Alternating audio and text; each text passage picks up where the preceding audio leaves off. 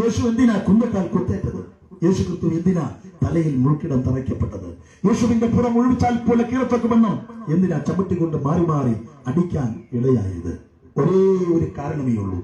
ഞാനും നിങ്ങളും പാപത്തിൽ നശിച്ചു പോകാതെ, ഈ ലഹരികളിൽ നശിച്ചു പോകാതെ, തിന്മ പ്രവൃത്തികളിൽ നശിച്ചു പോകാതെ, പാപത്തിൽ നിന്നും രക്ഷ പ്രാപിച്ച് ഒരു നല്ല സ്വഭാവത്തിന്റെ ഉടമയായി ഈ ഭൂമിയിൽ ജീവിച്ച് മരണശേഷമുള്ള നിത്യത പ്രാപിക്കേണ്ടതിനു വേണ്ടി, മരിച്ചതിന് ശേഷമുള്ള നിത്യമായ സ്വർഗത്തിൽ നമ്മൾ എത്തേണ്ടതിനു വേണ്ടി സ്വർഗത്തിൽ നിന്നും ഇറങ്ങി വന്നവൻ, സ്വർഗത്തെ കുറിച്ച് വെളിപ്പെടുത്തിയവൻ, സ്വർഗത്തിലേക്ക് എടുക്കപ്പെട്ടവൻ, സ്വർഗത്തിൽ നിന്നും മടങ്ങി വരുന്നവൻ, ആ കർത്താവ് ചെമ്മട്ടിയാൽ അടിയേറ്റത്, പുഴ മുറിച്ചവർക്ക് ഈർപ്പെട്ട പോലെ ചോരത്തുള്ളികൾ ധാരധാരിയായി ഒഴുക്കിയത് ഞാനും നിങ്ങളുമൊക്കെ രക്ഷ പ്രാപിക്കേണ്ടതിനു വേണ്ടിയാണ്.